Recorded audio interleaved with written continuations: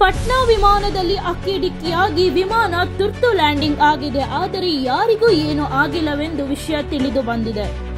ಯುದ್ಧ ವಿಮಾನ ಬಿದ್ದಿರುವ ಕಾರಣದಲ್ಲಿ ರಾಜಸ್ಥಾನದಲ್ಲಿ ಸೇನೆ ಜಾಗ್ವಾರ್ ವಿಮಾನ ಬಿದ್ದು 2 ಪೈಲಟ್ ಮೃತಪಟ್ಟಿದ್ದಾರೆ. ಹಿಮಾಚಲ್ ಪ್ರದೇಶದಲ್ಲಿ ಭಾರೀ ಮಳೆ, ರಸ್ತೆಗಳು ಮುಚ್ಚಲಾಗಿದೆ ಹಾಗೂ ಶಾಲಾ ಕಾಲೇಜುಗಳಿಗೆ ರಜೆ ನೀಡಲಾಗಿದೆ.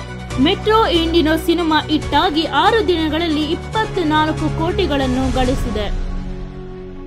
ಫ್ರಾನ್ಸ್ನಲ್ಲಿ ಕಾಡ್ಗಿಚ್ಚು ಜೋರಾಗಿದೆ. 100 ಜನ ಗಾಯಗೊಂಡಿದ್ದಾರೆ ಮತ್ತು ಮನೆಯನ್ನು ಖಾಲಿ ಮಾಡಲಾಗಿದೆ. ಸ್ಟಾರ್ಲಿಂಕ್ ಭಾರತಕ್ಕೆ ಬರಲಿದೆ. ಎಲಾನ್ ಮಸ್ಕ್ ಉಪಗ್ರಹ ಇಂಟರ್ನೆಟ್ ಭಾರತದಲ್ಲಿ ಶುರು ಆಗತ್ತೆ. ಭಾರತದ ಮಹಿಳೆ ಕ್ರಿಕೆಟ್ ಟೀಮ್ ಇಂಗ್ಲೆಂಡ್ನಲ್ಲಿ ಸದ್ದು ಮಾಡಿ ಗೆದ್ದು ಇತಿಹಾಸವನ್ನೇ ಸೃಷ್ಟಿಸಿದೆ.